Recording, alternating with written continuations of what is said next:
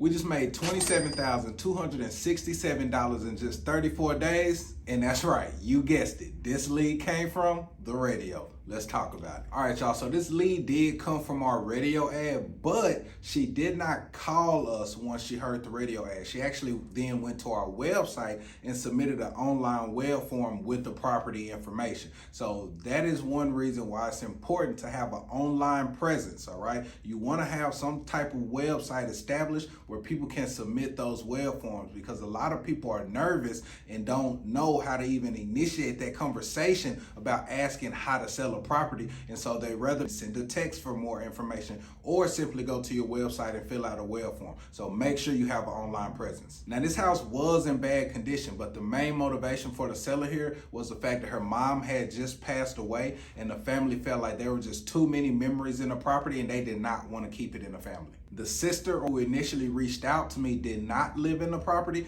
but she did have other siblings who were living in the property, and the stepfather was also still living in the property. This wasn't her dad, but he had been with their mother for quite some time. However, they never got married, so he himself was not an heir to the property, so the kids of the mother wanted to go ahead and get the property sold. The house was pretty distressed. I could tell from the outside, I mean, the roof was in horrible condition, so I just imagine what it looked like on the inside. Now, they had plumbing issues that they let us know up front. One of the restrooms they couldn't even use. There was sheetrock falling from the ceiling on the inside of the house, which you can expect since the roof was in such bad condition. Probably rain got in through the house, kind of leaked through and caused some leaks and issues in the ceiling. So there were many issues with the house on top of the extreme cigarette odor that was inside the house. I mean, the walls had turned yellow and they weren't painted that color. You could tell it was from so much cigarette smoke. I don't know how the mother passed away, but I know that there's a strong possibility that cigarette smoke might have played a part in it.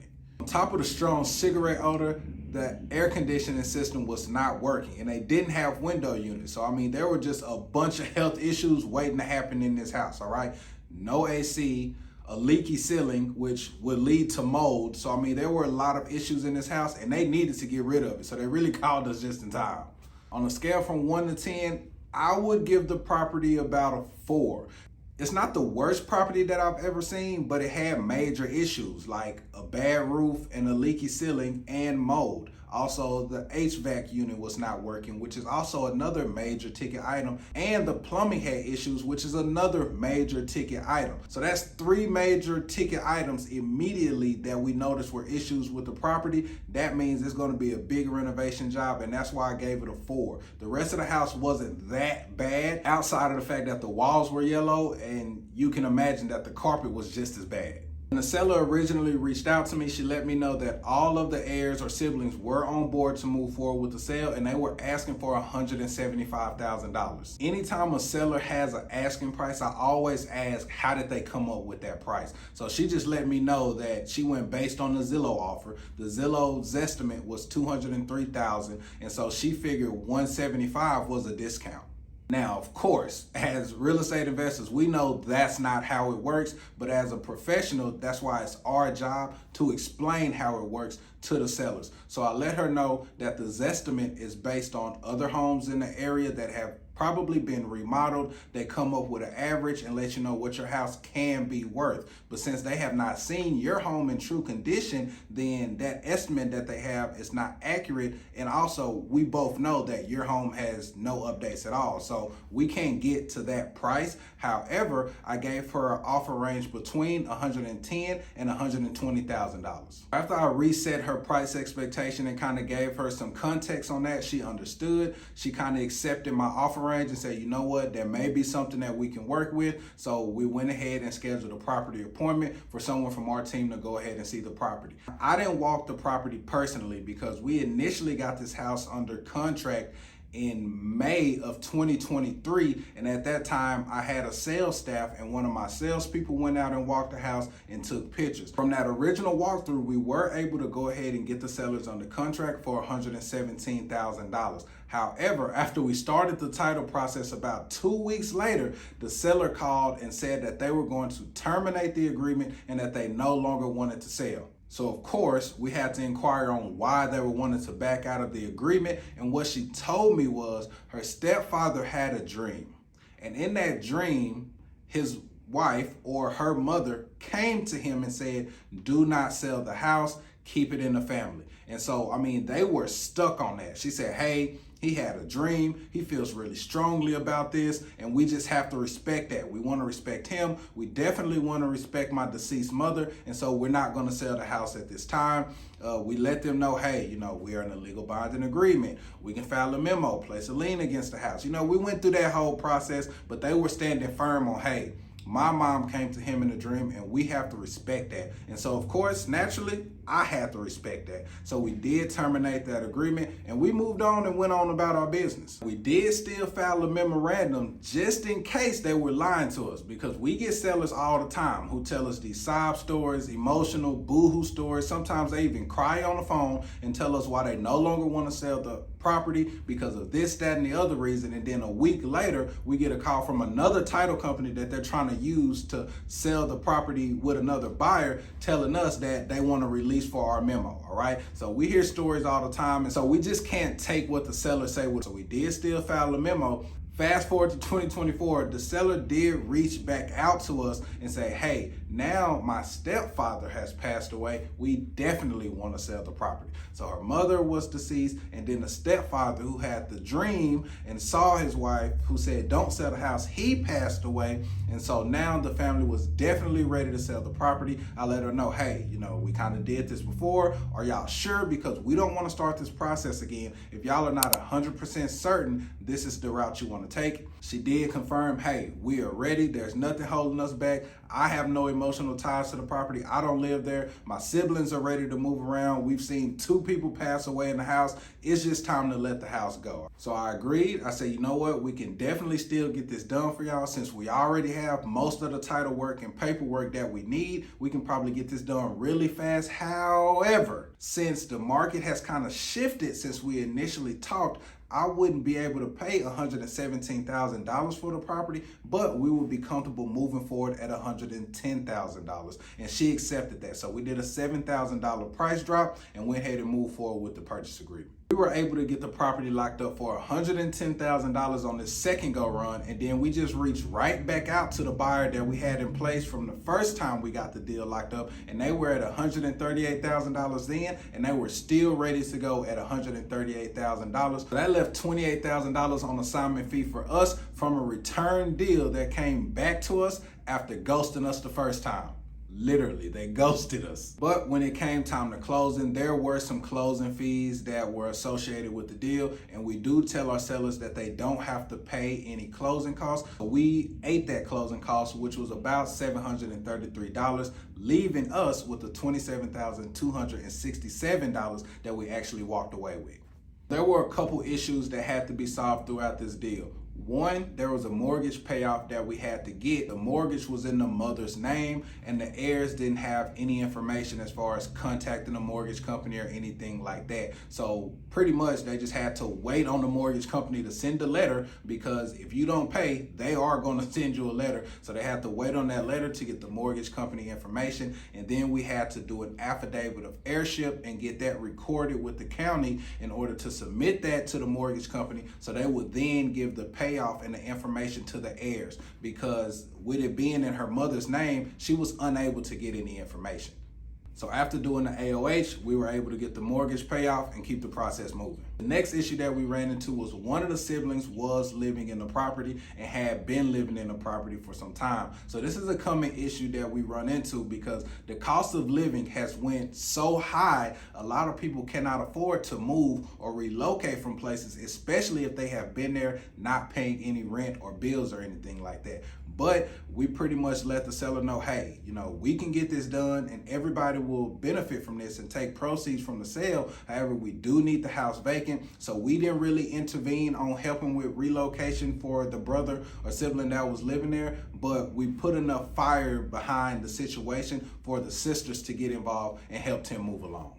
Another one of the siblings was in prison, so we had to get a power of attorney in place for him. So we had to mail the power of attorney to the prison. It had to be signed and notarized there, and then we had to wait for it to be returned. And we were able to get the POA completed, but when he mailed that letter back, he made sure to let us know that he did not want his sister to receive his funds from the sale. She can sign on my behalf to get the deal closed, but this is where I want my proceeds to go. And he included instructions on where he wanted his money to go. He was very clear, don't give a dime of my money to my sisters. And that's what we did. We respected his wishes. He got his money at closing. And before we could close the deal, we also had to sign a memo release for the memorandum or lien that we had initially put in place from the first transaction. So that did pop up on title the second time we got under contract, but obviously we went ahead and released it because we filed it in the first place. And now we were on track to getting the deal done. That's all I got for y'all today, man. $27,000 in just 34 days, but I do got 3 takeaways that I want y'all to walk away with. Check me out. First, if you ever deal with a seller and they back out of your deal, but then come back later to try to work with you again, that is a prime time for a price drop, okay? So that lets you know for whatever reason they left, whatever they went to go do did not work out as planned, so now they are falling back into your arms. You have the ball in your court. You have to take control. And again, it is a prime time for a price drop, if possible. Now, that does not guarantee you 100% that they will accept that price drop, but I will still try. And if they don't accept the price drop, then go ahead and move forward at the original price if that's still a deal for you and you have buyers at that price. But I would definitely try to price drop if they leave and come back. Second, no matter what the seller's excuse is, if they default and terminate your agreement, put a memo in place, all right? Now, if they come back to you, just release the memo. But 9 times out of 10, in my experience, no matter what they say, what excuse they come with, how hard they cry, if they put it on their mama, if they promise, swear, and guarantee, 9 times out of 10, if a seller was 100% on board moving forward with you to buy their property and then all of a sudden they back out, it's probably because they have another buyer who's offering them more money. And most of the time they will not tell you that. They're just gonna make up a lie to get out of the contract. So file a memo. I don't care how emotional the excuse is. And just for instance, we had a vacant lot under contract from a lady who told me she could not afford to pay the taxes on it. It was going into foreclosure. I mean, she had got a judgment letter. She was literally crying on the phone to me when she called to see if I could buy the lot. I didn't even make an offer. She gave me her asking price, said if I can get this, I will be fine. I said, you know what? We can do that. I can offer you that amount. We can get this taken care of for you in less than 20 business days. You can move on to bigger and better things, get the IRS off your back, get the tax people off your back, all this and that. You know, she was so grateful for me to help her. She didn't have email. I had to drive way out to Forney or somewhere, about a 40-minute drive just to get her under contract. Sat there with her for about an hour, explained the process, talked about life. I mean, we hit it off, built some rapport, all of this, okay? And then we started the process. We started the affidavit of heirship because the lot belonged to her mother. You know, everything that's necessary to be done. Then 2 weeks later, she calls me literally crying, bawling her eyes out on the phone. I'm like, what's going on? She's like, I can't do this. I thought about it. My mom would not want me to sell her property. I just can't do it. I cannot move forward. I mean, just going on and on and on and on. And I'm just like, okay, I understand the emotional side of it, but you know, 2 weeks ago, you were telling me a completely different story. You know what I'm saying? You came off completely different, you know, so what changed? Oh, this, that, and the third, still crying, still bawling the eyes out. I'm like, okay, that's understandable, but what about the taxes? I know you're not working, you can't afford them, so would you prefer for the city to take the lot instead of you at least getting some money for the property that your mom owned? Wouldn't that feel a little better? Oh, I'm just gonna figure it out. This, that, and the third. You know, I addressed all the elephants in the room. She stayed persistent with her story. She just promised that she just could not sell it. It was too much of an emotional attachment. She just couldn't do it. So, okay, I filed a memo. I terminated the agreement. 2 weeks later, Title company is calling me asking if I can release the lien. I tell them absolutely not, but the seller can call me and we can agree on the settlement amount for me to release the lien. Next thing I know, her buyer's calling me. I'm going back and forth with him. And so I'm like, you know what? No, she completely lied to me in my face, you know, with this whole emotional story. So we want 10 grand. So we ended up settling on that deal and getting paid out for that memo. So no matter what the seller's excuse, if they default on your agreement, which is a legal binding agreement, you have the right to file a memo and you need to do it. Now, I know companies like New Western have bad names out here, you know, have put a bad taste in some people's mouth. I even have a bad experience with New Western myself. My very first deal in 2020, I tried to use a guy from New Western who almost blew the deal up for me. I have met some great guys who work for New Western, and one of them is John Jackson, who actually was the end buyer for this deal, okay? He was the buyer that worked with us originally when we got it locked up last May, and he was the same buyer who ended up closing on it after we got it locked up again. So if you are a new wholesaler, I know you probably hear stories, but you know, find out for yourself. Give people the benefit of the doubt and don't run away from people at New Western, because these guys have buyers, and a lot of times if you work with the seasoned vets, they know these areas, they know the properties, they know their buyers, and they know how much money they can get for these properties, and a lot of times they are spot on, all right? So newbies, do not run from New Western, but definitely vet them. Until next time, y'all, tap in.